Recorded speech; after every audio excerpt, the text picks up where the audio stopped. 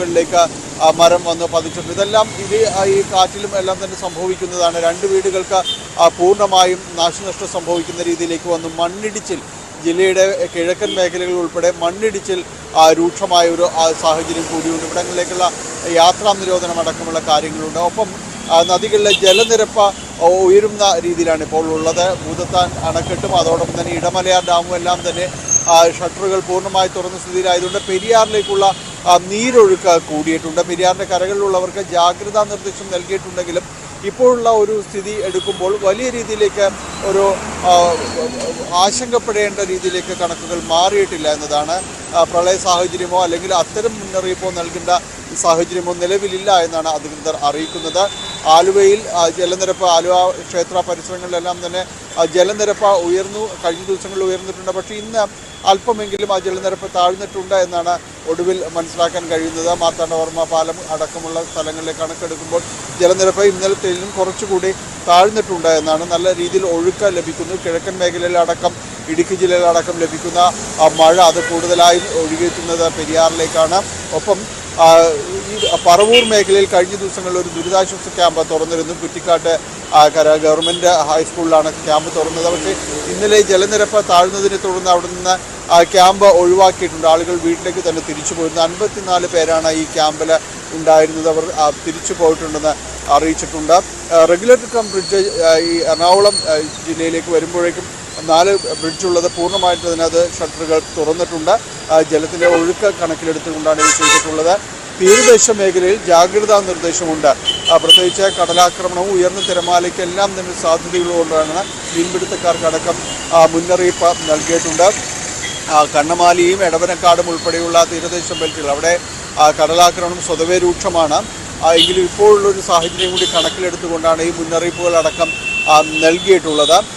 ഈ രീതിയിലാണ് ജില്ലയുടെ ഒരു കണക്കുകൾ പോകുന്നത്. കിഴക്കൻ മേഖലയിലാണ് കൂടുതലായിട്ട് മഴ ലഭിക്കുന്ന ഒരു സാഹചര്യം ഉള്ളത്. മഴ ലഭിക്കുന്നതെന്ന് പറയുമ്പോൾ കൂടുതൽ ഒരു അപകട ഭീഷണി നിലവിലുള്ള ഒരു സാഹചര്യം കിഴക്കൻ മേഖലകളിൽ മണ്ണിടിച്ചിൽ സാഹചര്യമാണ് ഉള്ളത്. കഴിഞ്ഞ ദിവസങ്ങളിൽ പള്ളിക്കരയിൽ മണ്ണ് ഇടിഞ്ഞ ഒരു വീട് അത് ഏതാണ്ട് ഭാഗികമായി തകർന്നൊരവസ്ഥയിലേക്ക് എത്തി നിൽക്കുകയാണ്. അത്തരം ഭീഷണി സാഹചര്യങ്ങളെല്ലാം തന്നെ മഴ മൂലം നിലവിലുണ്ട്. എറണാകുളത്തേക്ക് വീണ്ടും വരികയാണെങ്കിൽ പെരിയാറിൻ്റെ തീരങ്ങളിൽ ചെറിയ രീതിയിൽ ജാഗ്രതാ നിർദ്ദേശം പുറപ്പെടുവിച്ചതിൽ ഏലൂരടക്കം ചില താഴ്ന്ന പ്രദേശങ്ങളിലടക്കം വെള്ളം കയറിയ ഒരു രീതിയിലാണ്. പക്ഷേ ആരെയും ഒഴിപ്പിക്കേണ്ട രീതിയിലേക്ക് കാര്യങ്ങൾ. തീർച്ചയായും ഡാനി, അപ്പോൾ ഈ മഴയ്ക്ക് നേരിയ ശമനം ലഭിക്കുന്നു അല്ലെങ്കിൽ ഒരു ഇടവേള ലഭിക്കുന്നു എന്നതൊക്കെ ഈ താഴ്ന്ന പ്രദേശങ്ങളിലെ ജനങ്ങൾക്ക് ആശ്വാസമാകുന്നുണ്ടോ? ഈ വെള്ളക്കെട്ട് ഒഴിവാകാൻ അല്ലെങ്കിൽ വെള്ളം ഒഴുകിപ്പോകാനുള്ള ഒരു ഗ്യാപ്പ് ഉണ്ടാകുന്നുണ്ടോ മഴയുടെ ഇടവേളകളിൽ?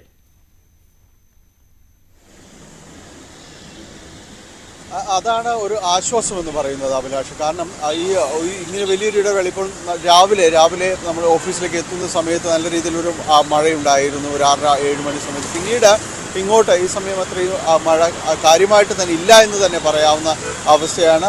മഴ പെയ്യാനുള്ള സാഹചര്യം ഉണ്ടെങ്കിൽ കൂടി ഇങ്ങനെ ഒരു മണിക്കൂറുകളുടെ ഒരു ഇടവേള ലഭിക്കുന്നത് വലിയ രീതിയിൽ ആശ്വാസമുണ്ട്. പ്രത്യേകിച്ച് നഗരത്തിലേക്ക് വരികയാണെങ്കിൽ വളരെ പെട്ടെന്ന് നമുക്കറിയാം ഈ മൺസൂണിൻ്റെ തുടക്കത്തിൽ ലഭിച്ച അതിതീവ്ര മഴകളുണ്ട്, വലിയ ന്യൂനപക്ഷപാതികൾ മൂലമുണ്ടാകുന്ന തീവ്ര മഴയുണ്ട്.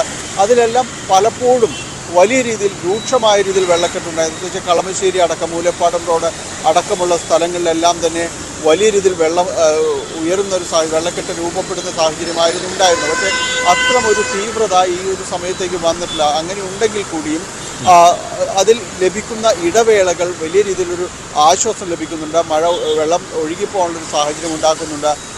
ഇവിടെ ഓപ്പറേഷൻ വാഹിനി എന്ന പേരിൽ പുഴകളിലെ ഒഴുക്ക് ആഴം കൂട്ടുക, അതിൻ്റെ തടസ്സങ്ങൾ മാറ്റുന്ന രീതിയിലേക്കുള്ള കാര്യങ്ങളുണ്ടായി. അതെല്ലാം തന്നെ ഈ വെള്ളം അതിൻ്റെ ഒരു പുറത്തേക്കുള്ളൊരു ഒഴുക്ക്, അതിൻ്റെ കണക്ടിവിറ്റി എല്ലാം സുഗമമാക്കുന്നതിന് സഹായിച്ചിട്ടുണ്ട്. നഗരത്തിൽ ഒരിടത്തും ഈ ഒരു സമയത്ത് 2 ആഴ്ചക്കാലം പെയ്യുന്ന ഒരു മഴയുടെ ഒരു തുടർച്ചയുണ്ട്. അതിൽ കാര്യമായ രീതിയിൽ വെള്ളക്കെട്ട് ഉണ്ടായിട്ടില്ല എന്നതും എടുത്ത് പറയേണ്ടതാണ്. അങ്ങനെ ഒരു ആശ്വാസം ഇടവേളകൾ മൂലം ഉണ്ടാകുന്നുണ്ട് അഭിലാഷ്. തീർച്ചയായും മധ്യകേരളത്തിൽ ഇന്ന് മഴയ്ക്ക് സാധ്യതയുണ്ട് എന്ന് തന്നെയാണ്. കാരണം 10 ജില്ലകൾ, അത് കോട്ടയം മുതൽ കാസർഗോഡ് വരെയുള്ള 10 ജില്ലകളിൽ ആണ് ഇന്നും ഓറഞ്ച് അലർട്ട് ഉള്ളത്. അതുകൊണ്ട് തന്നെ മധ്യകേരളത്തിലടക്കം മഴയ്ക്കുള്ള സാധ്യതയാണ്. പക്ഷേ തിരുവനന്തപുരം, കൊല്ലം, പത്തനംതിട്ട, ആലപ്പുഴ വരെ ഉള്ള പ്രദേശങ്ങളിൽ അല്ലെങ്കിൽ ജില്ലകളിൽ ഇന്ന് കാര്യമായ മഴ സാധ്യത മുന്നിൽ കാണുന്നില്ല എന്നുള്ളതാണ്. പക്ഷേ കാലാവസ്ഥാ നിരീക്ഷണ കേന്ദ്രത്തിൻ്റെ റിപ്പോർട്ടുകൾ എന്തായാലും ഏത് നിമിഷവും മാറിമറിയാം.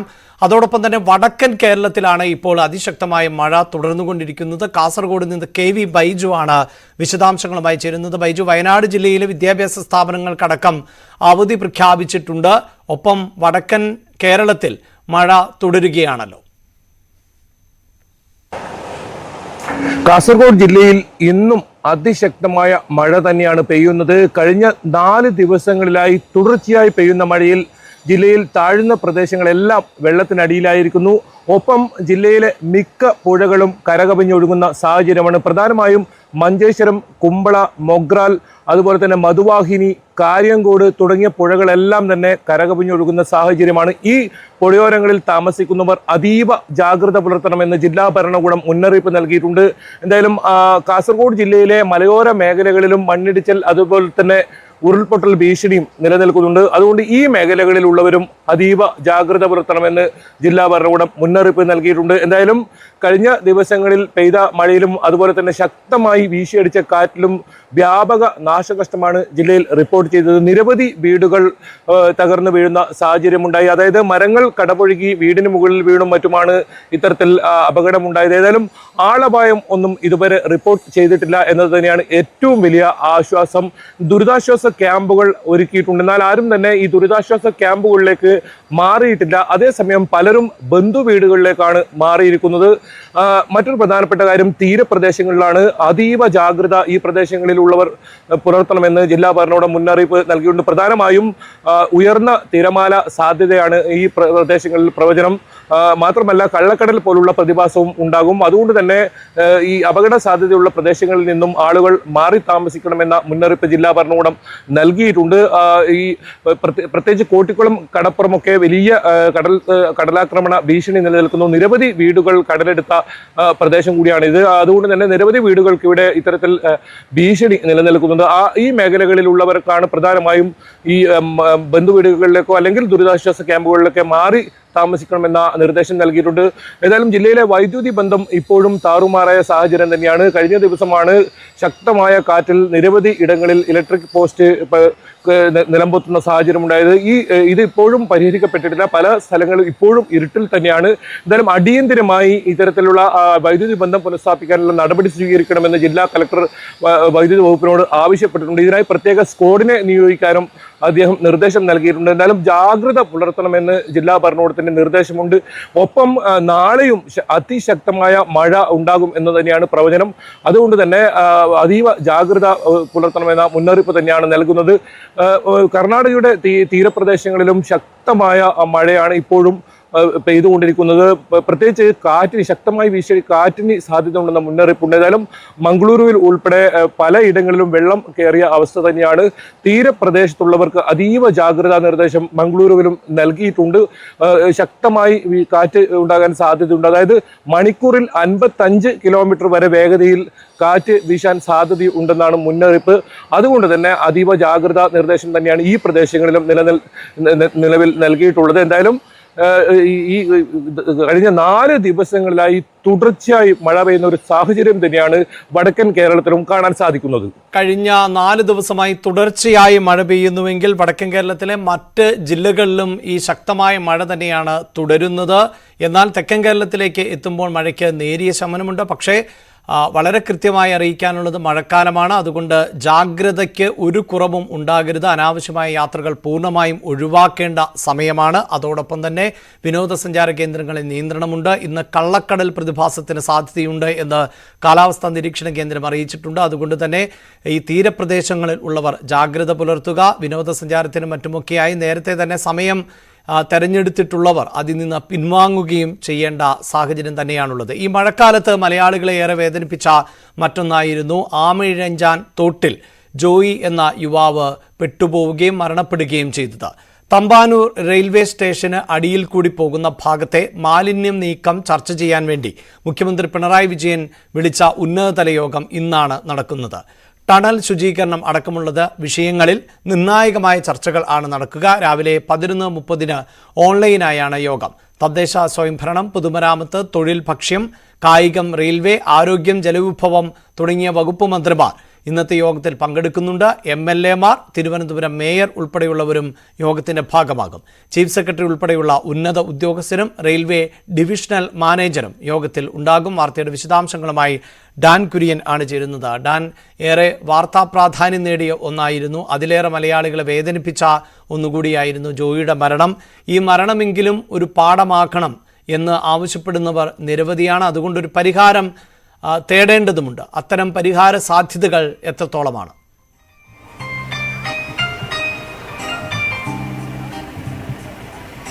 അഭിലാഷ്, തമ്പാനൂർ റെയിൽവേ സ്റ്റേഷന്റെ അടിവശത്തു കൂടി പോകുന്ന ആമയിഴഞ്ചൻ തോട്ടിന്റെ കൈവഴിയിൽ ഏതാണ്ട് 177 മീറ്റർ നീളം വരുന്ന സ്ഥലത്ത് മാലിന്യ നീക്കം തടസ്സപ്പെട്ടതാണ് ജോയിയുടെ ദാരുണമായ മരണത്തിലേക്ക് നയിച്ചതെന്ന വ്യാപകമായ വിമർശനം ഉയർന്നതിന് പിന്നാലെയാണ് മുഖ്യമന്ത്രി പിണറായി വിജയന്റെ അധ്യക്ഷതയിൽ ഓൺലൈനായി അടിയന്തരമായൊരു യോഗം ചേരുന്നത്. സ്വാഭാവികമായി തദ്ദേശ പൊതുമരാമത്ത് മറ്റ് വകുപ്പുകളുടെ മന്ത്രിമാർ ഉൾപ്പെടെ പങ്കെടുക്കുന്ന യോഗത്തിൽ മേയറും അതോടൊപ്പം റെയിൽവേ ഡിവിഷണൽ മാനേജറും ഒക്കെ പങ്കെടുക്കുന്നുണ്ട്. സ്വാഭാവികമായി കഴിഞ്ഞ ദിവസം ഈ സംഭവം ഉണ്ടായ സമയം മുതൽ കോർപ്പറേഷനും റെയിൽവേയും പരസ്പരം പഴിചാരുകയായിരുന്നു. കാരണം റെയിൽവേയുടെ കീഴിലുള്ള പ്രോപ്പർട്ടിയിൽ മാത്രമേ റെയിൽവേക്ക് മാലിന്യം നീക്കേണ്ടതുള്ളൂ. അവിടേക്ക് ആ മാലിന്യം ഒഴുകിയെത്തുന്നത് കോർപ്പറേഷൻ്റെ ഭരണപരിധിയിലുള്ള സ്ഥലങ്ങളിൽ നിന്നാണ്. അതിൽ റെയിൽവേക്ക് ഉത്തരവാദിത്തമില്ല എന്ന തരത്തിലുള്ള നിലപാടായിരുന്നു കഴിഞ്ഞ ദിവസം വരെ റെയിൽവേ സ്വീകരിച്ചിരുന്നത്. അതേസമയം കരാറുകാരെ ഇവിടെ നിന്ന് ഈ മാലിന്യങ്ങൾ നീക്കുന്നതിന് വേണ്ടി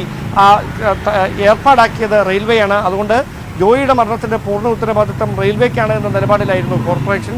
സ്വാഭാവികമായി ഇത് പരസ്പരമുള്ള പഴിചാരലുകൾക്ക് വഴിവെച്ച പശ്ചാത്തലത്തിലാണ് ഇനിയും ഇത്തരമൊരു ദുരനുഭവം ആർക്കും ഉണ്ടാകാതിരിക്കുക എന്ന ലക്ഷ്യത്തോടെ മുഖ്യമന്ത്രിയുടെ അധ്യക്ഷതയിൽ അടിയന്തരമായ യോഗം ചേരുന്നത്. ഈ മാലിന്യ നീക്കം, അതായത് ആമയിഴഞ്ചാൻ തോട്ടിൻ്റെ തമ്പാനൂർ റെയിൽവേ സ്റ്റേഷൻ്റെ ഭാഗത്തേക്ക് വരുന്ന കൈവഴിയിൽ മാലിന്യങ്ങൾ കുമിഞ്ഞുകൂടുന്നതിന് ഇടവരുന്ന സാഹചര്യം വിശദമായി യോഗം ചർച്ച ചെയ്യും. ആ മാലിന്യ നീക്കം അടിയന്തരമായി തന്നെ പൂർത്തിയാക്കുന്നതിന് വേണ്ടിയിട്ടുള്ള നടപടികൾ യോഗത്തിൽ ചർച്ചയാകും. അതോടൊപ്പം റെയിൽവേയുടെ പ്രോപ്പർട്ടിയിലൂടെ കടന്നു പോകുന്ന ഈ ആമയിഴഞ്ചാൻ തോട്ടിൻ്റെ ഭാഗങ്ങളിലെ മാലിന്യ നീക്കം ഒന്നെങ്കിൽ നഗരസഭ തന്നെ ഏറ്റെടുക്കാനാണ് സാധ്യത. പക്ഷേ അതിന് റെയിൽവേയുടെ കൃത്യമായ അനുമതി ഉണ്ടാകണം.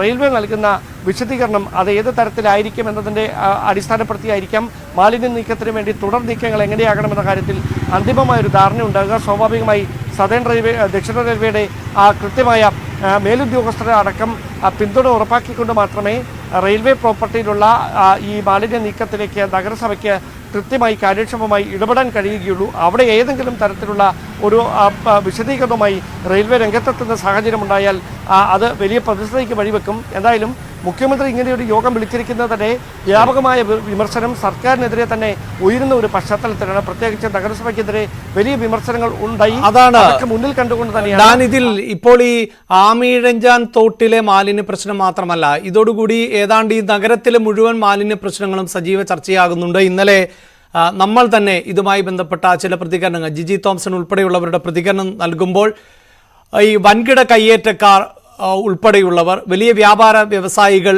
അല്ലെങ്കിൽ വ്യാപാര സ്ഥാപനങ്ങൾ, വ്യവസായികൾ ഉൾപ്പെടെയുള്ളവരൊക്കെ പുറന്തള്ളുന്ന മാലിന്യം അത് മാഫിയകളാണ് കൈകാര്യം ചെയ്യുന്നത് എന്ന ഗുരുതരമായ ആരോപണം വി രാജേഷിനെ പോലെയുള്ള നേതാക്കൾ ഉന്നയിച്ചിരുന്നു. അതുമാത്രവുമല്ല, ഇവരൊക്കെ പണം നൽകുന്നുണ്ട് പാർട്ടിക്ക്, CPM-ന് ഒക്കെ പണം നൽകിയിട്ടാണ് ഇത്തരം വിഷയങ്ങളെ ഒതുക്കി തീർക്കുന്നത് എന്ന ആക്ഷേപമൊക്കെ ഉന്നയിച്ചിരുന്നു. അപ്പോൾ ഈ ആമയിഴഞ്ചാൻ തോട് എന്നതിനപ്പുറത്തേക്ക് കുറച്ചുകൂടി നഗരത്തിലെ പൂർണ്ണമായ മാലിന്യ വിഷയങ്ങൾ ചർച്ചയ്ക്ക് വരാൻ സാധ്യതയുണ്ടോ? സ്വാഭാവികമായി നഗരത്തിലെ മാത്രം ഈ റെയിൽവേയുടെ പ്രോപ്പർട്ടിയിലുള്ള മാലിന്യ നീക്കം സംബന്ധിച്ച കൃത്യമായ റെയിൽവേയാണ് നടപടികൾ സ്വീകരിക്കേണ്ടത്. മുഖ്യമന്ത്രി തന്നെ ഈ യോഗം വിളിച്ചിരിക്കുന്നത് നഗരഹൃദയത്തിൽ ഇങ്ങനെ ഈ മാലിന്യ നീക്കം ദുസ്സഹമായി തുടരുന്ന പശ്ചാത്തലത്തിൽ തന്നെയാണ് എന്ന് നമുക്ക് പറയേണ്ടി വരും. കാരണം മഴക്കാലമാണ്, വലിയ തരത്തിൽ വെള്ളക്കെട്ടുകൾ ഉണ്ടാകാറുണ്ട്. പലപ്പോഴും നഗരപ്രദേശങ്ങളിൽ അതിശക്തമായി ഒരു മഴ പെയ്താൽ തന്നെ പെട്ടെന്ന് വെള്ളക്കെട്ട് രൂപപ്പെടുന്ന സാഹചര്യമാണുള്ളത്. അവിടെ ഇത്തരം മാലിന്യങ്ങൾ കുമിഞ്ഞുകൂടി കിടക്കുന്നത് സാംക്രമിക രോഗങ്ങൾ പടർന്നു പിടിക്കുന്നതിന് വഴിവെക്കുമെന്ന കാര്യത്തിൽ ആരോഗ്യവകുപ്പ് തന്നെ നേരത്തെ ആശങ്ക അറിയിച്ചിട്ടുള്ളതാണ്. ഈ ഒരു പശ്ചാത്തലത്തിൽ അടിയന്തരമായി മാലിന്യ നീക്കത്തിന് വേണ്ടിയ തുടർ നീക്കങ്ങൾ സ്വീകരിച്ചില്ല എങ്കിൽ അത് വലിയ തരത്തിലുള്ള ആരോഗ്യ പ്രതിസന്ധികൾക്ക് വഴിവെക്കുന്ന സാഹചര്യമുണ്ടാകും. നമുക്കറിയാം, നെയ്യാറ്റിൻകരയുള്ള ഉൾപ്പെടെ ഭാഗങ്ങളിൽ കോളറ സ്ഥിരീകരിക്കുന്ന അല്ലെങ്കിൽ അത് പടർന്നു പിടിക്കുന്ന തരത്തിലുള്ള സാഹചര്യങ്ങളൊക്കെ ഉണ്ടായിരുന്നു.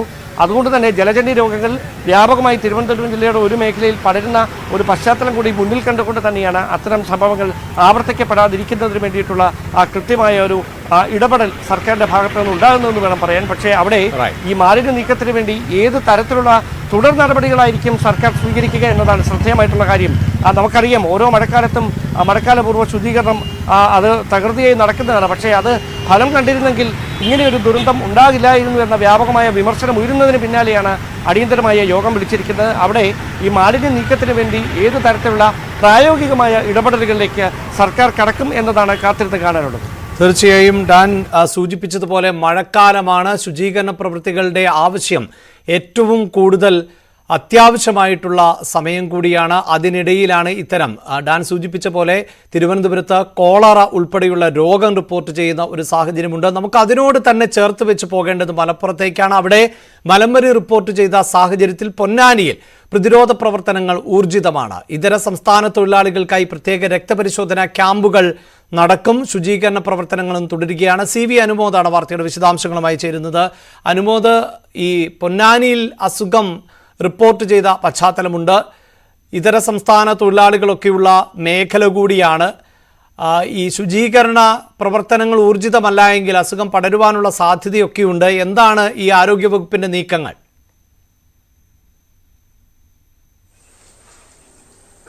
അഭിലാഷ്, മലമ്പനി റിപ്പോർട്ട് ചെയ്തതോടെ ആരോഗ്യ വകുപ്പ് ആ മേഖലയിൽ വലിയ ആശങ്ക രേഖപ്പെടുത്തുന്നുണ്ട്. പ്രധാനമായിട്ടും അന്യ സംസ്ഥാനങ്ങളിൽ നിന്ന് വന്ന ആളുകൾ, അവർക്കിടയിൽ ഈ ഒരു പരിശോധനകൾ വ്യാപകമായി നടത്തേണ്ട ഒരു സാഹചര്യമാണ് ഉള്ളത്. കഴിഞ്ഞ ദിവസം 3 പേർക്ക് പൊന്നാനിയിൽ റിപ്പോർട്ട് ചെയ്തു ഈ അസുഖം. അതേസമയം നിലമ്പൂരിൽ ഒരാൾക്കും ഈ അസുഖം, ഒരു അന്യ സംസ്ഥാനത്ത് നിന്ന് വന്ന തൊഴിലാളിക്കാണ് നിലമ്പൂരിൽ ഈ അസുഖം റിപ്പോർട്ട് ചെയ്തത്. അപ്പോൾ ആരോഗ്യവകുപ്പ് പറയുന്നത് ഏതെങ്കിലും തൊഴിലാളി അവരുടെ നാട്ടിൽ നിന്ന് തിരിച്ചത്, പ്രത്യേകിച്ച് ഒറീസ പോലെയുള്ള സംസ്ഥാനങ്ങൾ തിരിച്ചെത്തുന്നവർ കൃത്യമായ പരിശോധനകൾ നടത്തിയിട്ട് ജോലിയിൽ പ്രവേശിക്കാവൂ അല്ലെങ്കിൽ തൊഴിലിന് പോകാവൂ എന്നൊരു നിർദ്ദേശമാണ് വെച്ചിരിക്കുന്നത്. ഇവിടെ ഒരു പ്രധാന വെല്ലുവിളി ഈ പനി വരുമ്പോൾ തന്നെ പനിക്കുള്ള ഗുളിക ഇവരെല്ലാം തന്നെ കഴിക്കുന്നുണ്ട് ജോലി നഷ്ടപ്പെടാതിരിക്കാൻ. പക്ഷേ അങ്ങനെ പിന്നീടുള്ള പരിശോധനയിൽ പനിക്കുള്ള ഗുളിക കഴിച്ചുകൊണ്ടും മറ്റ് അസുഖങ്ങളൊന്നും കണ്ടെത്താൻ കഴിയുകയില്ല.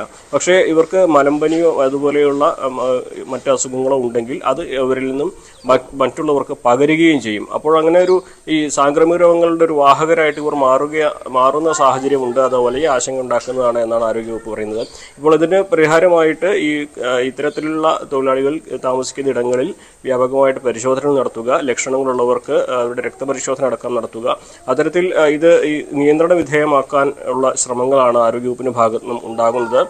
മലപ്പുറത്തെ സംബന്ധിച്ച് പൊന്നാനിയിലെ രോഗബാധ സ്ഥിരീകരണം അല്പം ആശങ്ക ഉണ്ടാക്കുന്നതാണ്. കാരണം അത് ജില്ലയിൽ നിന്ന് അല്ലെങ്കിൽ സംസ്ഥാനത്ത് നിന്ന് വന്ന ഒരാൾക്കാണ് ഈ ഒരു രോഗം അവിടെ സ്ഥിരീകരിച്ചിട്ടുള്ളത്. പക്ഷേ നിലമ്പൂരിലേത് മറ്റ് ഒരു സംസ്ഥാനത്ത് നിന്ന് വന്ന ഒരാൾക്കാണ്. അതായത് രണ്ട് അസുഖങ്ങളുടെയും സോഴ്സ്, ഉറവിടം വ്യത്യസ്തമാണ്. പക്ഷേ ഇത്തരത്തിൽ വന്നവരിൽ നിന്നും ബാക്കിയുള്ളവരിലേക്ക് രോഗം പടരാനുള്ള സാധ്യത ഉണ്ടെന്നിരിക്കെ അത്തരത്തിലുള്ള പരിശോധനകൾ, അതുപോലെ തന്നെ മലിനജലം കെട്ടിക്കിടക്കാതിരിക്കാനുള്ള നടപടികൾ, കൊതുകുകൾ പെരുകാതിരിക്കാനുള്ള നടപടികൾ, ശുചീകരണ പ്രവർത്തനങ്ങൾ, ഇതൊക്കെ തന്നെ തദ്ദേശഭരണ സ്ഥാപനങ്ങളുമായിട്ട് കൂടി കൈകോർത്തുകൊണ്ട് സജീവമായിട്ട് നിർവഹിക്കുകയാണ് ഇപ്പോൾ ആരോഗ്യവകുപ്പിന് മുമ്പിലുള്ള പ്രധാനപ്പെട്ട ലക്ഷ്യം. അപ്പോൾ അതിനുവേണ്ട നടപടികളാണ് ഇവിടെ പുരോഗമിക്കുന്നത്. 3 ആഴ്ച കർമ്മ പദ്ധതി നിർദ്ദേശിച്ചാണ് അല്ലെങ്കിൽ ലക്ഷ്യമിട്ടാണ് ആരോഗ്യവകുപ്പിന്റെ പൊന്നാനിയുടെ പ്രവർത്തനങ്ങൾ. അതോടൊപ്പം തന്നെ എല്ലാ മേഖലകളിലും, പ്രത്യേകിച്ച് ഇതര സംസ്ഥാനത്ത് നിന്നുള്ള തൊഴിലാളികൾ താമസിക്കുന്ന ക്യാമ്പുകളിലും മറ്റിടങ്ങളിലും കൂടുതൽ വ്യാപകമായിട്ടുള്ള പരിശോധനകൾ നടത്തുവാനും ലക്ഷണങ്ങളുള്ള എല്ലാവർക്കും ഈ രക്തപരിശോധന അടക്കമുള്ള നടപടികൾ പൂർത്തിയാക്കാനുമാണ് ആരോഗ്യവകുപ്പിന്റെ ലക്ഷ്യം, ഉദ്ദേശം. എന്താണെങ്കിലും മലമ്പനി പടരാതിരിക്കുവാൻ വേണ്ട മുൻകരുതൽ നടപടികൾ ശക്തമാക്കുകയാണ് മലപ്പുറത്ത് ആരോഗ്യവകുപ്പ്. ആരോഗ്യവകുപ്പ് അതിശക്തമായ പ്രതിരോധ പ്രവർത്തനങ്ങളിലേക്ക് പോകുന്നു. മഴക്കാലമാണ്, അതുകൊണ്ട് ശുചീകരണ പ്രവർത്തനങ്ങൾ ഊർജിതമായി മുന്നോട്ട് പോകുന്നുണ്ട്. വ്യക്തികളും സ്ഥാപനങ്ങളും അത്തരത്തിൽ ശുചിത്വം പാലിക്കേണ്ട സമയം കൂടിയാണ്. അതോടൊപ്പം തന്നെ ആരോഗ്യ സംരക്ഷണത്തിന് കൂടുതൽ ഊന്നൽ നൽകേണ്ടതുണ്ട്. ഇവിടെ അനുമോദ് സൂചിപ്പിച്ചതുപോലെ ഇതര സംസ്ഥാന തൊഴിലാളികൾ പലപ്പോഴും അസുഖങ്ങൾ വരുമ്പോൾ അവർ സ്വയം മരുന്ന് വാങ്ങിക്കഴിക്കുന്ന ഒരു രീതിയുണ്ട്. അതും അങ്ങനെ സ്വയം ചികിത്സയുമൊക്കെ ഒഴിവാക്കേണ്ട സമയം കൂടിയാണ്. വാർത്താരംഭത്തിൻ്റെ തുടക്കത്തിൽ സൂചിപ്പിച്ചു, കേരളത്തിൻ്റെ മുൻ മുഖ്യമന്ത്രി ഉമ്മൻചാണ്ടി വിടവാങ്ങിയിട്ട് ഇന്ന് 1 വർഷം ആയി. ആ വാർത്തകളിലേക്ക് അടക്കം വരാം ഇടവേളയ്ക്ക് ശേഷം.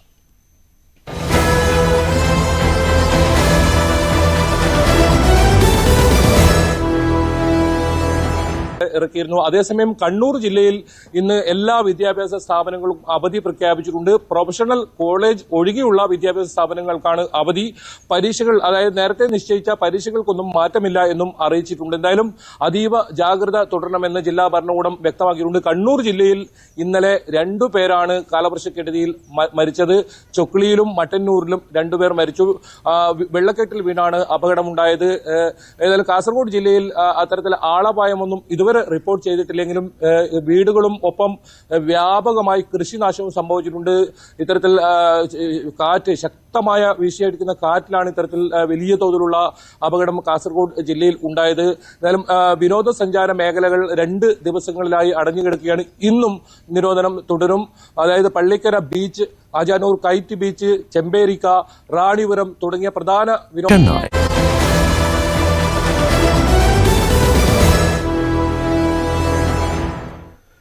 പ്രശസ്ത ഹൃദയ ശസ്ത്രക്രിയാ വിദഗ്ധൻ ഡോക്ടർ MS വെല്ലിത്താൻ അന്തരിച്ചു. 90 വയസ്സായിരുന്നു. Thiruvananthapuram Shri Chithira Thirunal institute of medical സയൻസസിൻ്റെ ആദ്യ ഡയറക്ടർ ആണ്. മണിപ്പാൽ യൂണിവേഴ്സിറ്റിയുടെ ആദ്യ വൈസ് ചാൻസലർ ആയിരുന്നു. ഇന്ത്യൻ അക്കാദമി ഓഫ് സയൻസസിൻ്റെ ചെയർമാനായിരുന്നു. ആയുർവേദത്തിലും ഗവേഷണം നടത്തിയിട്ടുണ്ട്. പത്മവിഭൂഷൺ ഉൾപ്പെടെ നിരവധി ബഹുമതികൾ നേടിയിട്ടുണ്ട്. വാർത്തയുടെ വിശദാംശങ്ങളുമായി KV ബൈജു ആണ് ചേരുന്നത്. ബൈജു, അലോപ്പതിക്ക് പുറമെ ആയുർവേദത്തിലും അഗ്രഗണ്യനായിരുന്നു ഡോക്ടർ MS വെല്ലിത്താൻ. അത്തരം വ്യക്തിത്വങ്ങൾ വളരെ അപൂർവമാണ് എന്നുകൂടി പറയാം. അദ്ദേഹത്തിൻ്റെ സ്മരണകളിലേക്ക് പോയാൽ നിരവധി വിഷയങ്ങളുണ്ട്. എപ്പോഴായിരുന്നു അന്ത്യം? എന്താണ് മറ്റു വിവരങ്ങൾ? അഭിലാഷെ, മണിപ്പാലിൽ വെച്ച് ഇന്ന് പുലർച്ചെയായിരുന്നു അദ്ദേഹത്തിന്റെ അന്ത്യം. 24 മെയ് 1934 മാർത്താണ്ഡ വർമ്മയുടെയും അതുപോലെ തന്നെ ജാനകി വർമ്മയുടെയും മകനായി മാവേലിക്കരയിലായിരുന്നു ഡോക്ടർ വെല്ലിത്താന്റെ ജനനം. തിരുവനന്തപുരം ശ്രീ ചിത്ര മെഡിക്കൽ സയൻസിന്റെ ആദ്യ ഡയറക്ടറാണ്. ഒപ്പം മണിപ്പാൽ യൂണിവേഴ്സിറ്റിയുടെ ആദ്യ VC കൂടിയായിരുന്നു അദ്ദേഹം. ശ്രീ ചിത്രയിൽ ഏകദേശം 20 വർഷത്തെ സേവനത്തിന് ചെയ്തതിനു ശേഷമാണ് അദ്ദേഹം മണിപ്പാൽ യൂണിവേഴ്സിറ്റിയുടെ വൈസ് ചാൻസലർ ആയത്. തിരുവനന്തപുരം മെഡിക്കൽ കോളേജിലെ ആദ്യ ബാച്ചുകാരൻ കൂടിയാണ് അദ്ദേഹം. പ്രധാനമായും തിരുവനന്തപുരം യൂണിവേഴ്സിറ്റി കോളേജിലെ പഠനത്തിന് ശേഷം തിരുവനന്തപുരം മെഡിക്കൽ കോളേജിൽ നിന്നാണ് അദ്ദേഹം MBBS നേടിയത്. ഒപ്പം MS പഠനം യൂണിവേഴ്സിറ്റി ഓഫ് ലിവർപൂളിൽ നിന്നായിരുന്നു. ചാണ്ഡീഗഡിലെ post graduate institute of medical education and റിസർച്ചിൽ കുറച്ചുകാലം സേവനമനുഷ്ഠിച്ചിട്ടുണ്ട്. ജോലി കിട്ടിയപ്പോഴും അദ്ദേഹം പഠനം ഉപേക്ഷിച്ചില്ല എന്നതാണ് ഏറ്റവും പ്രത്യേകത. നമ്മൾ എടുത്തു പറയേണ്ടത് ഹൃദയ ശസ്ത്രക്രിയയെക്കുറിച്ച് ഉന്നത പഠനത്തിനായി അദ്ദേഹം ജോൺ ഹോപ്കിൻസ് അടക്കമുള്ള ഉന്നത വിദേശ സർവകലാശാലയിൽ പോയിരുന്നു. ഒപ്പം മെഡിക്കൽ സാങ്കേതിക വിദ്യക്ക് കൂടുതൽ ഊന്നൽ നൽകി വിദേശത്തു നിന്നും വലിയ വില കൊടുത്ത് വാങ്ങിക്കൊണ്ടിരുന്ന ഹൃദയ വാൽവുകൾ ശ്രീ ചിത്രയിൽ നിർമ്മിച്ച് ഇന്ത്യയിൽ ആദ്യമായി കുറഞ്ഞ വിലയ്ക്ക് വാൽവ് ലഭ്യമാക്കാൻ അദ്ദേഹത്തിന്റെ നേതൃത്വത്തിൽ നടന്ന പരിശ്രമങ്ങളുടെ മാറ്റ് വളരെ കൂടുതലാണ്. ഒപ്പം രക്തബാഗുകൾ നിർമ്മിച്ച് വ്യാപകമാക്കിയത് മറ്റൊരു ഉദാഹരണമാണ്. എന്തായാലും അഭിലാഷ് സൂചിപ്പിച്ചതുപോലെ തന്നെ അലോപ്പതി ഡോക്ടർമാരും ആയുർവേദക്കാരും തമ്മിൽ പലപ്പോഴും അഭിപ്രായ ഭിന്നതകൾ ഉണ്ടാകാറുള്ളപ്പോഴും രണ്ടിലും അതിൻ്റെതായ ഗുണങ്ങൾ കണ്ടെത്താൻ അദ്ദേഹം ശ്രമിച്ചിട്ടുണ്ട് എന്നതാണ് ഏറ്റവും പ്രധാനം. ഇന്ത്യയിലെ ആരോഗ്യ സാങ്കേതിക വിദ്യക്ക് നൽകിയ സംഭാവനകൾക്ക് ആദ്യം 1990 പത്മശ്രീയും 2005 പത്മവിഭൂഷണും നൽകിയ രാജ്യം ആദരിച്ചിട്ടുണ്ട്. 1999 ഫ്രഞ്ച് സർക്കാർ അദ്ദേഹത്തിന് ഷെവലിയർ പട്ടം നൽകി. അന്താരാഷ്ട്ര മെഡിക്കൽ വിദ്യാഭ്യാസത്തിനുള്ള സംഭാവനകൾക്ക് 2009 ജോൺ ഹോപ്കിൻസ് യൂണിവേഴ്സിറ്റി മെഡിക്കൽ സ്കൂളിൽ നിന്ന് doctor Samuel P. Aspire international അവാർഡും അദ്ദേഹത്തിന് ലഭിച്ചിട്ടുണ്ട്. ഇത്തരത്തിൽ നിരവധി പുരസ്കാരങ്ങൾ അദ്ദേഹത്തിന് ലഭിച്ചിട്ടുണ്ട്. എന്തായാലും ഇന്ന് പുലർച്ചെയായിരുന്നു അന്ത്യം. 90 വയസ്സായിരുന്നു അദ്ദേഹത്തിന്.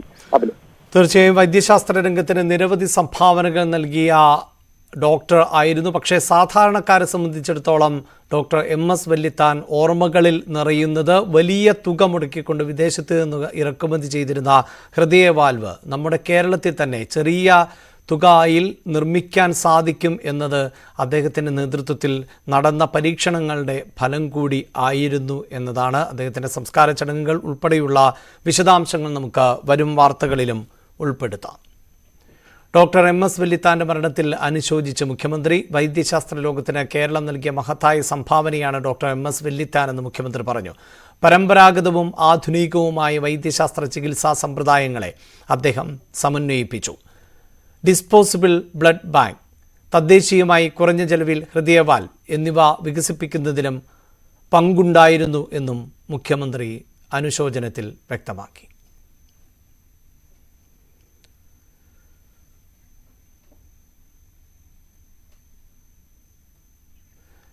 കേരളത്തിന്റെ മുൻ മുഖ്യമന്ത്രി ഉമ്മൻചാണ്ടിയുടെ ഓർമ്മകൾക്കിന്ന് ഒരാണ്ട്. വിവിധ തരത്തിലുള്ള പരിപാടികൾ സംഘടിപ്പിച്ചുകൊണ്ടാണ് പ്രിയപ്പെട്ട കുഞ്ഞുഞ്ഞിനെ നാട് ഓർക്കുന്നത്. കേരള രാഷ്ട്രീയത്തിൽ നിറഞ്ഞു നിന്ന ഉമ്മൻചാണ്ടി ഇപ്പോഴും നികത്താനാകാത്ത വിടവാണ്. വാർത്തയുടെ വിശദാംശങ്ങളുമായി ടോം കുര്യാക്കോസും ശരണ്യ സ്നേഹജനുമാണ് ചേരുന്നത്. ടോം, ഈ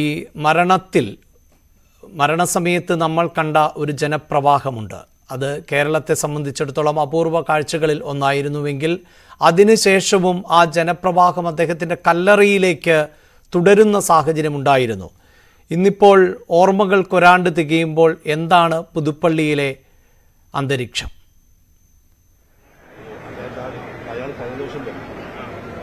അഭിലാഷ്, ഒരു വർഷം മുൻപ് നമ്മൾ എന്താണോ കണ്ടത് അതേ കാഴ്ച തന്നെയാണ് ഇപ്പോൾ പുതുപ്പള്ളി പള്ളിയിൽ നിന്നും നമുക്ക് പ്രേക്ഷകരെ കാണിക്കാൻ കഴിയുന്നത്. കാരണം അന്ന് ഉമ്മൻചാണ്ടിയുടെ മരണശേഷം കേരളത്തില് ഉമ്മൻചാണ്ടിയെ സ്നേഹിക്കുന്നവർ, കോൺഗ്രസ് പ്രവർത്തകർ മാത്രമല്ല, കേരളത്തിന്റെ നാനാ തുറകളിലുള്ള ആളുകളുടെ ഒരു വലിയ ജനപ്രവാഹമായിരുന്നു ഇവിടേക്കെങ്കിൽ സമാനമായ കാഴ്ച, അതായത് രാവിലെ മുതൽ തന്നെ രാവിലെ 7 മണിക്കായിരുന്നു ഉമ്മൻചാണ്ടി അനുസ്മരിച്ചുകൊണ്ടുള്ള പ്രാർത്ഥനാ ശുശ്രൂഷകൾ പുതുപ്പള്ളി പള്ളിയിൽ നടന്നത്. പിന്നീട് അദ്ദേഹത്തിന്റെ കബറിടത്തിലും ഈ പ്രാർത്ഥനാ ശുശ്രൂഷകൾ ഉണ്ടായിരുന്നു. അതിനുശേഷം രാവിലെ 11 മണിക്കാണ് ഗവർണർ ആരിഫ് മുഹമ്മദ് ഖാൻ അനുസ്മരണ ചടങ്ങ് ഉദ്ഘാടനം ചെയ്യുന്നത്. രാവിലെ മുതൽ തന്നെ എല്ലാ പ്രധാനപ്പെട്ട നേതാക്കന്മാരും, ഉമ്മൻചാണ്ടിക്കൊപ്പം പ്രവർത്തിച്ചു വന്നവർ ഉൾപ്പെടെയുള്ള എല്ലാ പ്രധാനപ്പെട്ട നേതാക്കന്മാരും ഇവിടെ എത്തിയിട്ടുണ്ട്.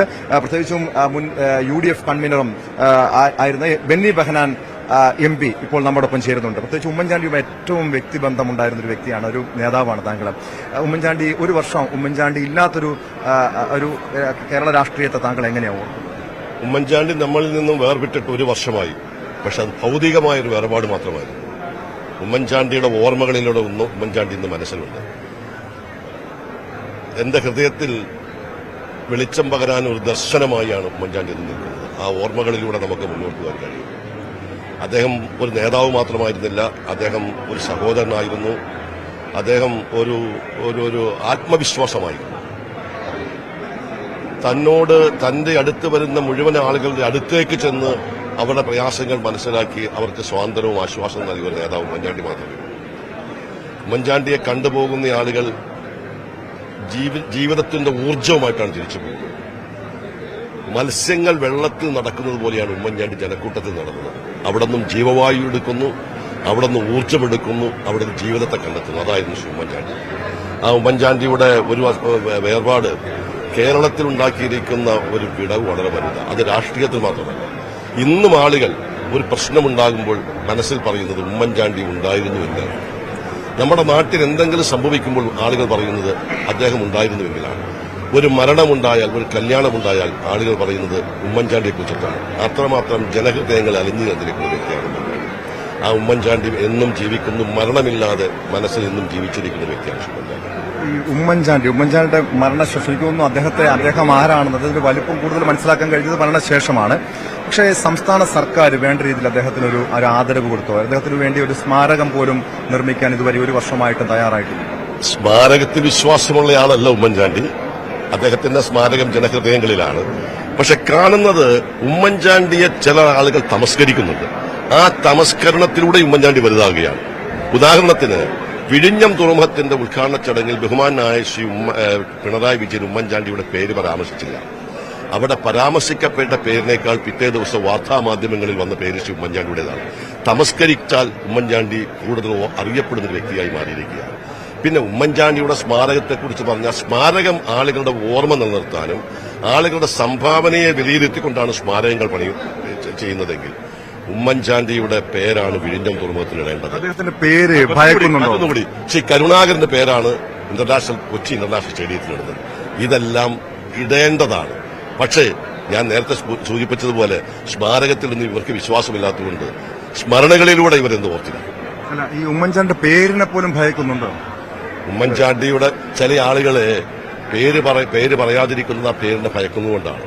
ആ പേര് പറയുമ്പോൾ ആ പേരിലൂടെ ജനങ്ങൾക്കുണ്ടാകുന്ന ഒരു പ്രതികരണം, ഒരു സ്നേഹം, ഒരു വാത്സല്യം, അതിനെ ചില ആളുകൾ ഭയപ്പെടുന്നു. അതുകൊണ്ട് ഭയപ്പെടുന്നവരാണ് ഉമ്മൻചാണ്ടിയുടെ പേര് പറയാത്തവർ.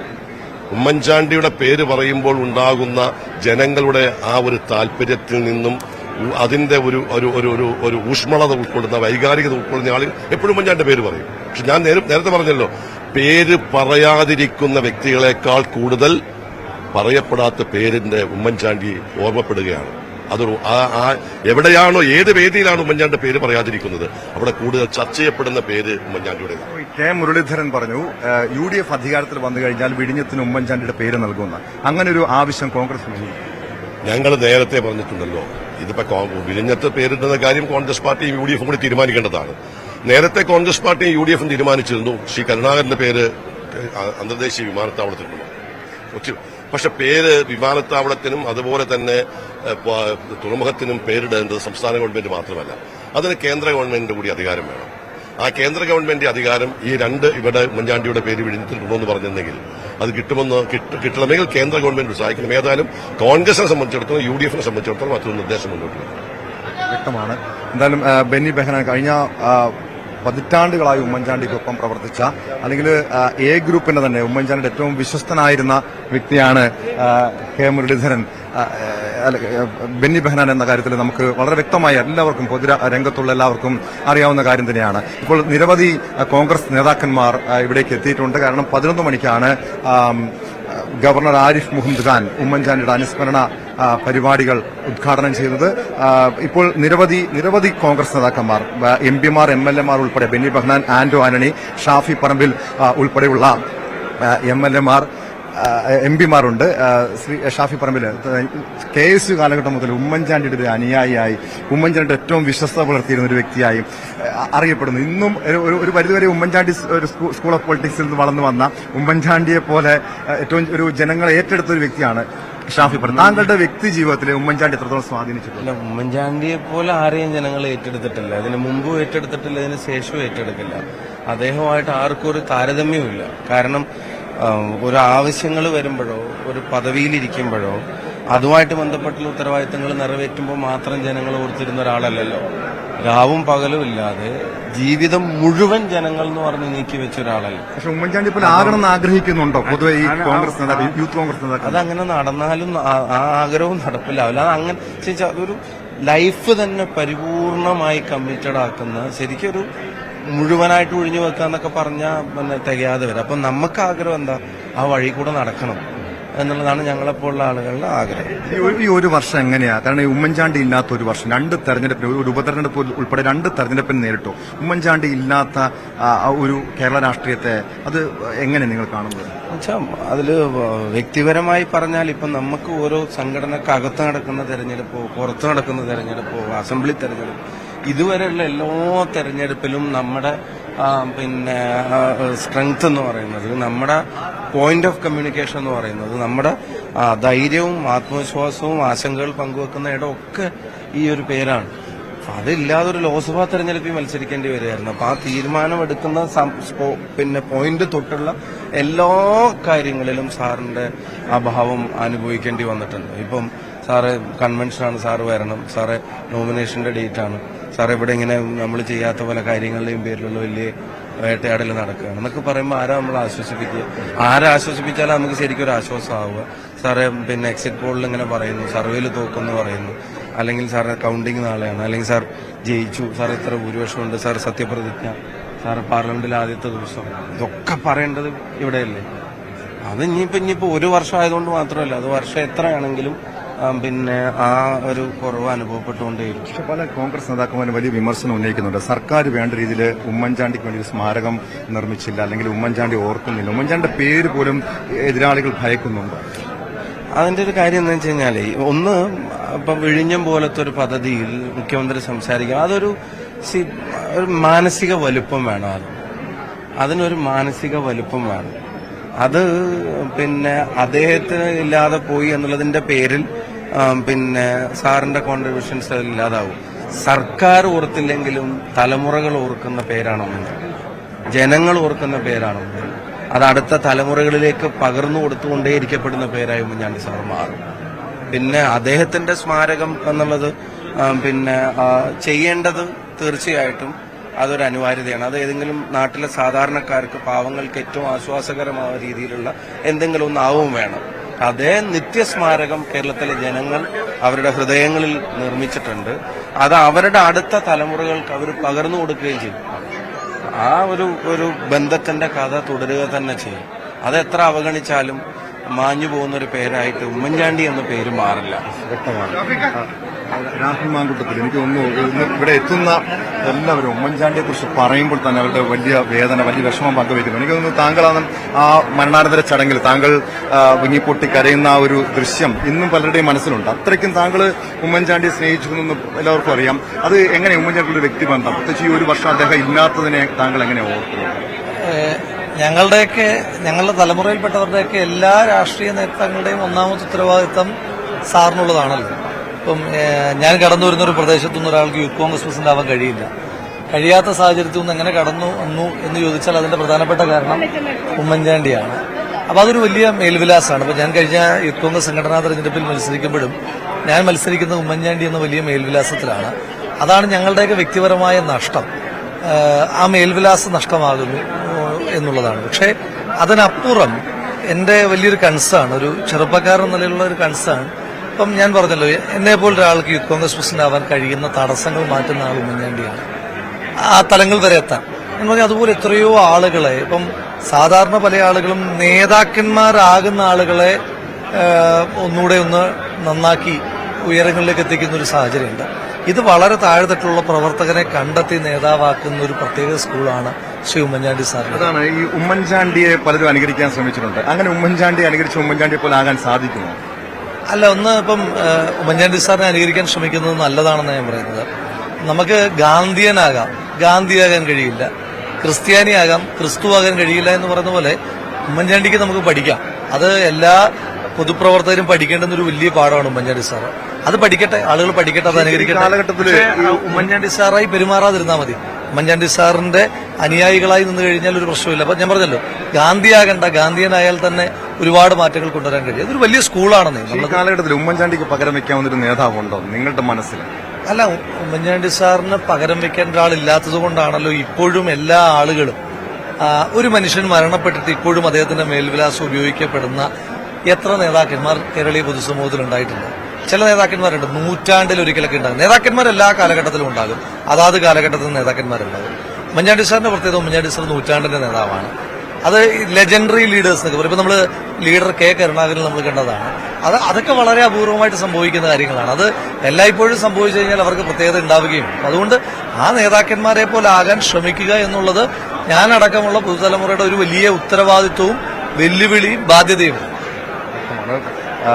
ഇപ്പോൾ Benny Behanan M P, Shafi Parambil M P, youth കോൺഗ്രസിന്റെ സംസ്ഥാന അധ്യക്ഷൻ രാഹുൽ മാങ്കൂട്ടത്തിൽ എന്നിവരാണ് ഇപ്പോൾ പ്രതികരിച്ചത്. കാരണം ഇന്ന് രാവിലെ മുതൽ നമ്മൾ കണ്ട കാഴ്ച ഇതാണ്. ഉമ്മൻചാണ്ടിയെ സ്നേഹിക്കുന്ന നിരവധി ആളുകളുടെ, കോൺഗ്രസിനപ്പുറം, കോൺഗ്രസ് എന്ന രാഷ്ട്രീയ പ്രസ്ഥാനത്തിനപ്പുറം ഇവിടെ സാധാരണക്കാരായ നിരവധി ആളുകളാണ് ഉമ്മൻചാണ്ടിയുടെ കബറിടത്തിലേക്ക് രാവിലെ മുതൽ എത്തിയിരിക്കുന്നത്. ഉമ്മൻചാണ്ടിയുടെ മരണശേഷം കഴിഞ്ഞ ഒരു വർഷം നമ്മൾ കണ്ടതാണ് ഈ കബറിടത്തിൽ, അതായത് ഈ പുതുപ്പള്ളി പള്ളിയിലെ സെന്റ് ജോർജിന്റെ നാമധേയത്തിലുള്ള പള്ളിയാണ്. പക്ഷേ അത് പിന്നീട് ഉമ്മൻചാണ്ടി എന്ന വലിയൊരു രാഷ്ട്രീയ നേതാവിന്റെ പേരിൽ അല്ലെങ്കിൽ ഉമ്മൻചാണ്ടിയുടെ ഈ അന്ത്യവിശ്രമം കൊള്ളുന്ന ഈ സ്ഥലത്തേക്ക് അങ്ങനെ വലിയൊരു തീർത്ഥാടന യാത്ര പോലെ ആളുകൾ ഇവിടേക്ക് എത്തിക്കൊണ്ടിരിക്കുന്ന കാഴ്ചകളാണ്.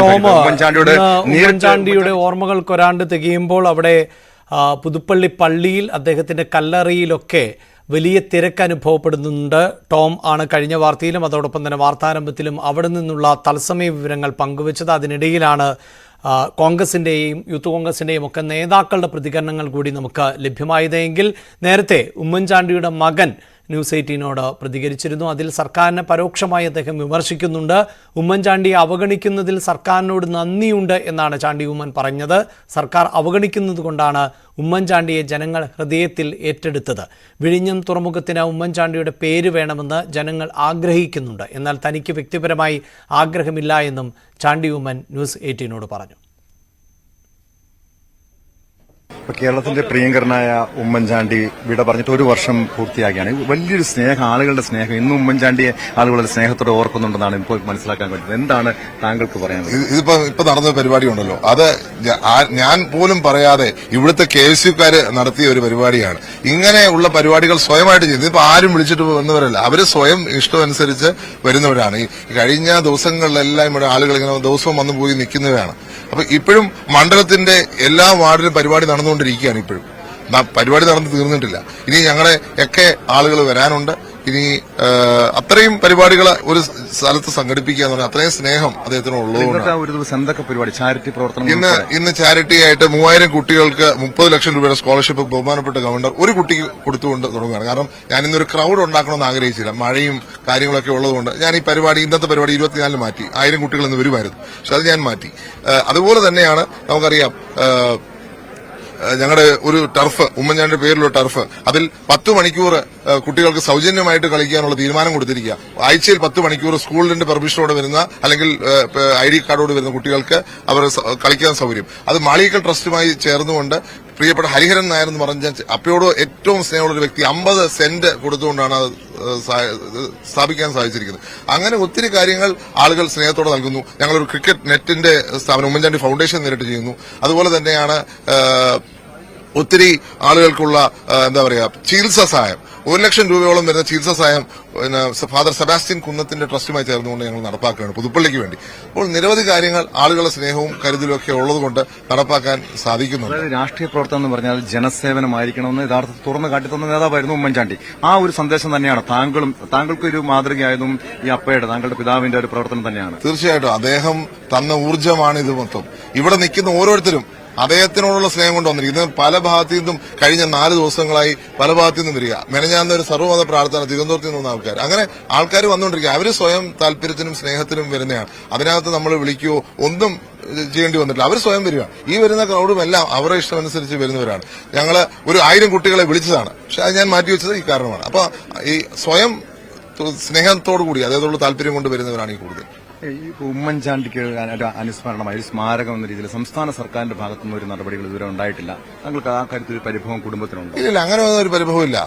അദ്ദേഹത്തിന്റെ സ്മാരകം കേരളത്തിന്റെ ജനത്തിന്റെ മനസ്സിലാണ്.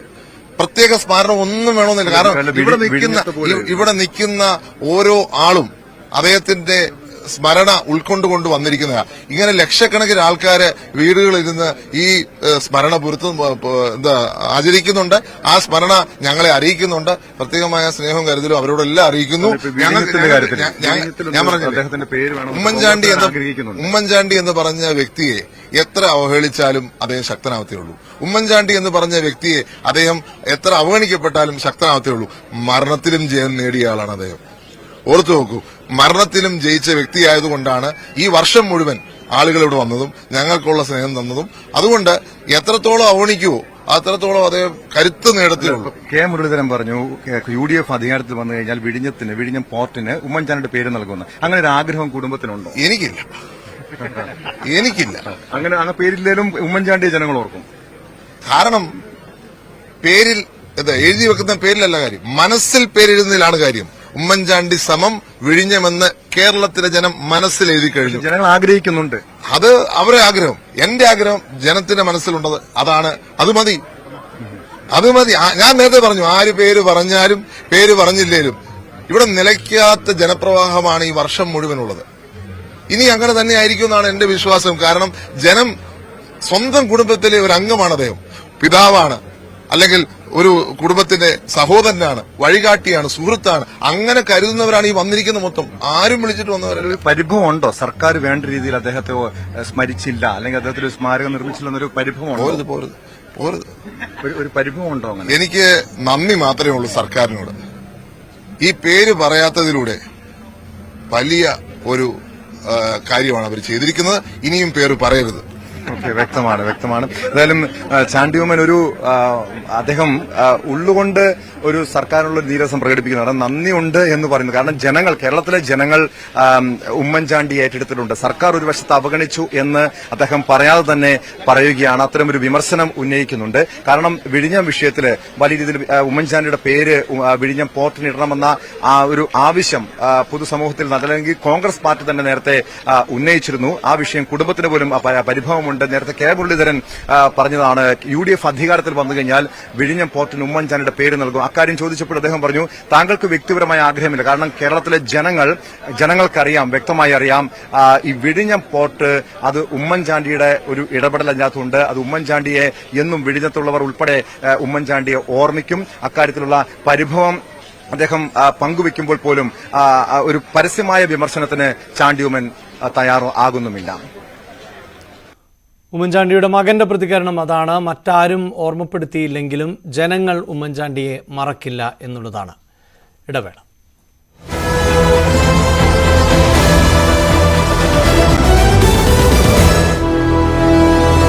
എറണാകുളത്തേക്ക് വരികയാണെങ്കിൽ 71ഓളം വീടുകൾ ഭാഗികമായി തകർന്നിട്ടുണ്ട്. 2 വീടുകൾ പൂർണ്ണമായും തകർന്നിട്ടുണ്ട്. അതിൽ ഈ ഭാഗികമായി തകർന്ന വീടുകൾ എന്ന് പറയുന്നത് കൂടുതലും മരം വീണ് ഉണ്ടായ അപകടങ്ങളാണ് ഉണ്ടായിട്ടുള്ളത്.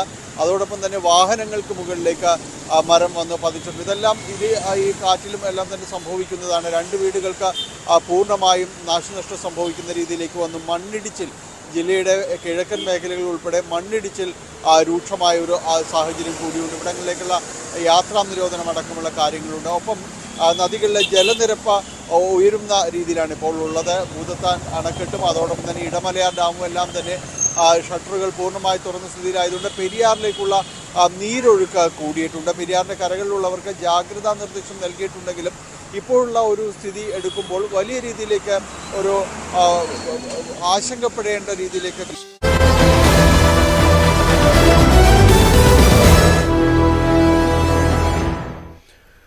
ദേശീയ തലത്തിലും അന്താരാഷ്ട്ര തലത്തിലുമൊക്കെ നിരവധി വാർത്തകൾ ഉള്ള ഒരു ദിവസം കൂടിയാണ് ഇന്ന്. അതിലേറ്റവും പ്രധാനമന്ത്രി നരേന്ദ്രമോദി ഇന്ന് BJP ആസ്ഥാനത്ത് പാർട്ടി പ്രവർത്തകരെ അഭിസംബോധന ചെയ്തേക്കും എന്നുള്ളതാണ്.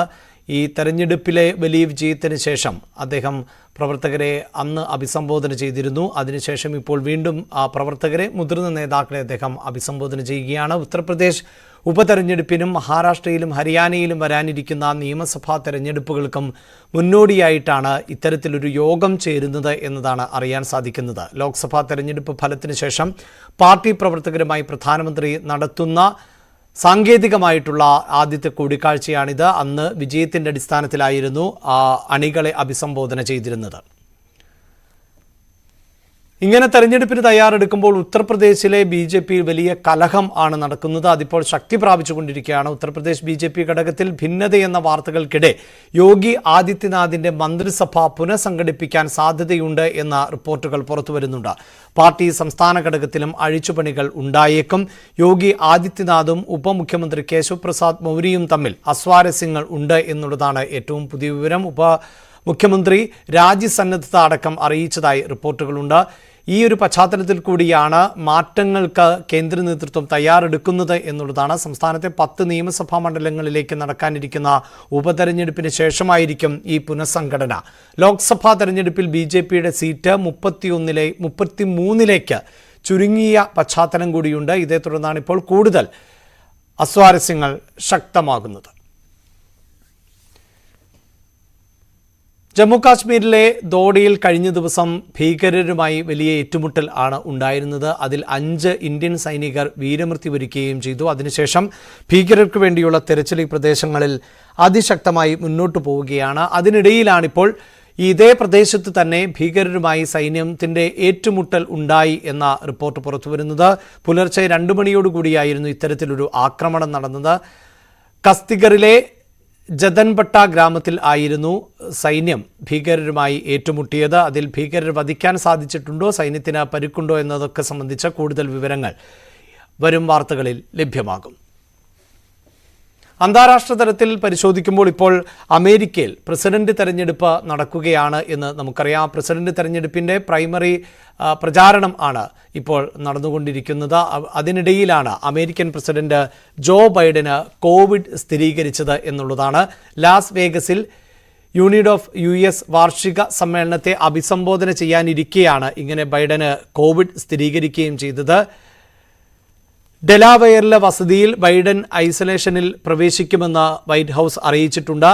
ഐസൊലേഷനിൽ കഴിഞ്ഞുകൊണ്ട് അമേരിക്കൻ ജനതയ്ക്ക് വേണ്ടി ഔദ്യോഗിക ചുമതലകളിൽ വ്യാപൃതനാകും എന്നാണ് ബൈഡൻ പറയുന്നത്. പ്രായാധിക്യത്തിൻ്റെ പ്രശ്നങ്ങൾ ഉള്ള ബൈഡൻ പ്രസിഡന്റ് തെരഞ്ഞെടുപ്പിൽ വീണ്ടും മത്സരിക്കുന്നതിൽ ഡെമോക്രാറ്റുകൾക്കിടയിൽ തന്നെ ഭിന്ന അഭിപ്രായം ഉണ്ട്. അതിനിടയിലാണ് ഈ കോവിഡ് ഇപ്പോൾ സ്ഥിരീകരിച്ചത്. എന്തായാലും കോവിഡിൻ്റെ പശ്ചാത്തലത്തിൽ തെരഞ്ഞെടുപ്പ് പ്രചാരണ പരിപാടികളൊക്കെ റദ്ദാക്കിയിട്ടുണ്ട്. അദ്ദേഹത്തിന് ആരോഗ്യ പ്രശ്നങ്ങളില്ല എന്നും വൈറ്റ് ഹൗസ് അറിയിച്ചിട്ടുണ്ട്. ഇതിനിടെ ഈ പ്രചാരണത്തിനിടയിൽ തന്നെയായിരുന്നു മുൻ പ്രസിഡന്റ് ഡൊണാൾഡ് ട്രംപിന് നേരെയുള്ള ഒരു വധശ്രമ ഉണ്ടായത്, വെടിവെപ്പ് ശ്രമമൊക്കെ നടന്നത്. അത് വാർത്തകളിൽ നിറഞ്ഞതാണെങ്കിൽ ഈ ട്രംപിനെ വധിക്കാൻ നേരത്തെ തന്നെ ഗൂഢാലോചന നടന്നിരുന്നു എന്ന റിപ്പോർട്ട് ആണ് ഇപ്പോൾ പുറത്തു വരുന്നത്. ഇറാൻ ആണ് ഇത്തരത്തിൽ ഒരു ഗൂഢാലോചന നടത്തിയത് എന്നതാണ് വാർത്ത. അതിനെ തുടർന്ന് ഡൊണാൾഡ് ട്രംപിനുള്ള സുരക്ഷ വർദ്ധിപ്പിച്ചിരുന്നതായി US ദേശീയ സുരക്ഷാ വിഭാഗം അറിയിക്കുകയും ചെയ്തിട്ടുണ്ട്.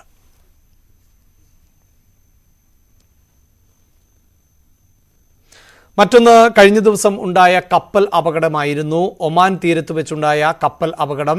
ആ കപ്പൽ അപകടത്തിൽ ഏതാണ്ട് 16 പേരെ ആണ്, ആ കപ്പൽ ജീവനക്കാരെ ഒക്കെ കാണാതായ ഒരു സാഹചര്യം ഉണ്ട്. അവർക്ക് വേണ്ടിയുള്ള തെരച്ചിൽ ഇപ്പോഴും ഊർജിതമായി തന്നെ മുന്നോട്ട് പോവുകയാണ്. ഇതുവരെ 9 പേരെ രക്ഷിച്ചു എന്നതാണ് വിവരങ്ങൾ. അതോടൊപ്പം തന്നെ 13 ഇന്ത്യക്കാർ അടക്കമുള്ളവർ ആണ് ഈ കപ്പലിൽ ഉണ്ടായിരുന്നത്. ഇന്ത്യയുടെ പടക്കപ്പലായ INS തേജും ദീർഘദൂര നിരീക്ഷണ വിമാനമായ PATIയും ഒമാൻ കടലിൽ വിന്യസിച്ചിട്ടുണ്ട്. പ്രസ്റ്റീജ് ഫാൽക്കൺ എന്ന കപ്പൽ ആണ് കഴിഞ്ഞ ദിവസം അപകടത്തിൽപ്പെട്ടത്. വാർത്താരംഭം പൂർണ്ണമാകുന്നു. നമസ്കാരം.